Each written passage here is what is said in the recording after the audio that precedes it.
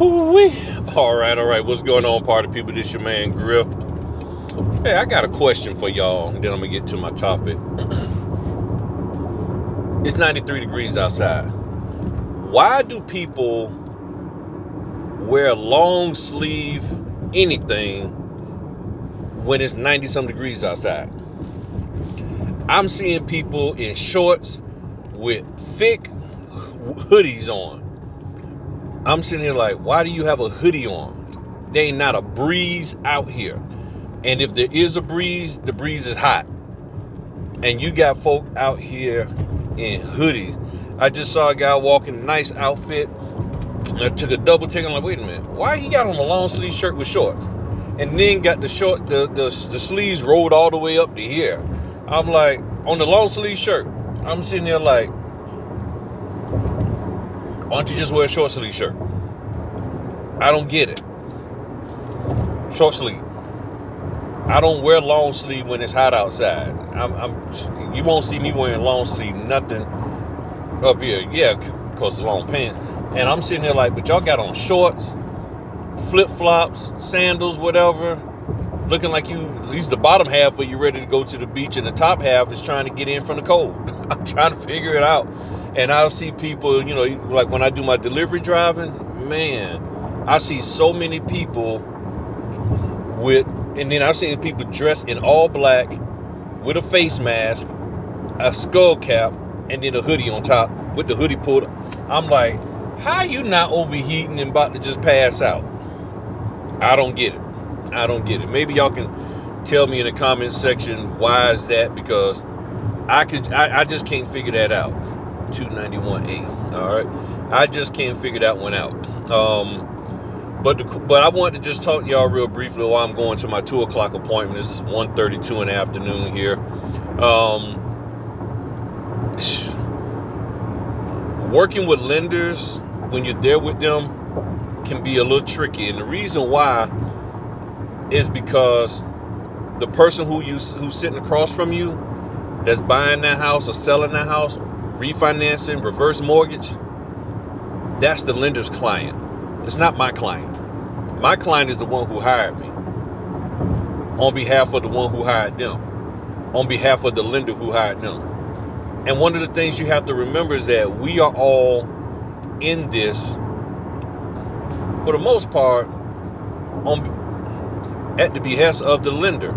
The lender set the thing and said, okay, I want this title company. And then they entrust the title company to get the other elements, for as the notary and all of that, whether they use a signing company to get the notary directly. They don't get involved in that. But that client, that person sitting across from them, belongs to the lender. So when doing these closings and you have a lender there, don't be surprised if the lender comes in and takes over. Don't be surprised if the lender is high strung, high energy, and they just want to take over the whole closing and start talking.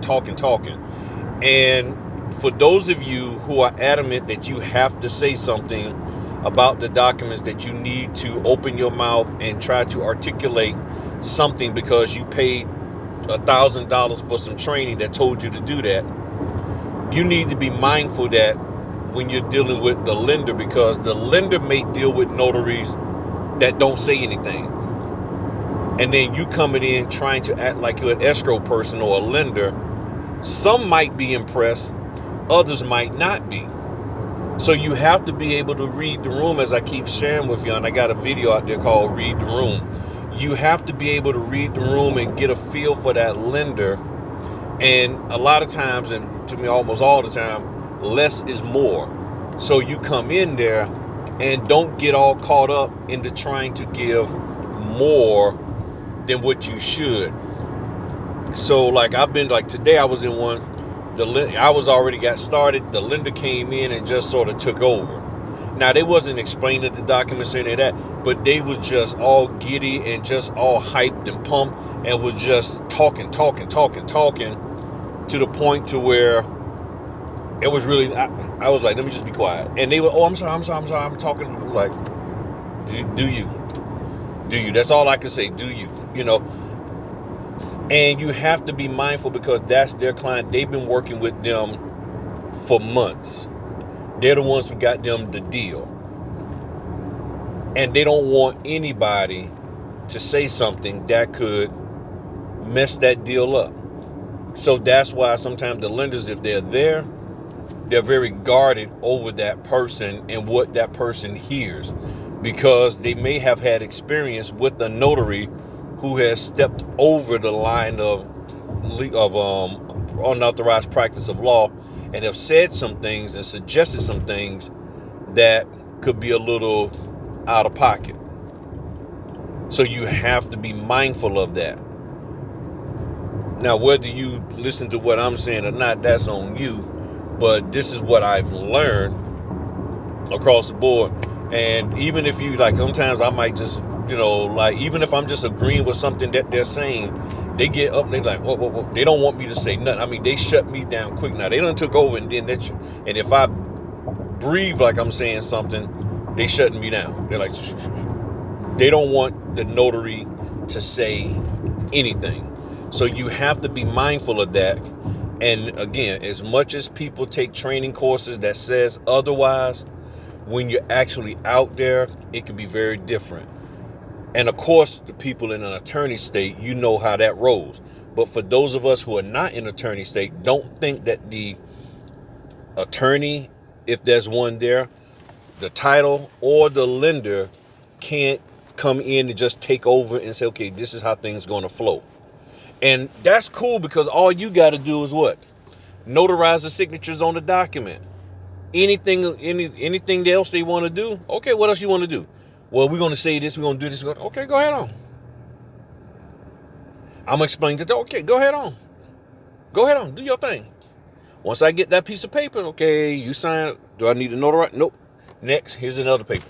Okay, now I want to tell you, when I do the reverse mortgages, if the lender is there, they always got something to say. And I'm not saying that from a negative standpoint. I'm just saying, no, I was looking for my cookie. My biscotti cookie, or biscuits cookie. I'm not going to eat it while I'm on camera, even though I want to. I'm going to wait till I finish this. But yeah, so the lenders, the reverse mortgage, they have something to say. They want to say, because they've been working with them. And that's the thing that I want notaries to understand. These lenders and title companies have been working with these clients for months. And in some cases on a new build, or, a ground up for construction loan stuff, they've been working with them maybe for a year or two. And then here you come in out of the blue. They don't know you, and then you running your mouth like you're an escrow officer, and you know all the ins and outs, and I'm gonna tell you this, and I'm gonna show you that, and I'm gonna show you how smart I am. And you got to be able to read the room and get a sense of, let me shut my mouth. Let me shut my mouth.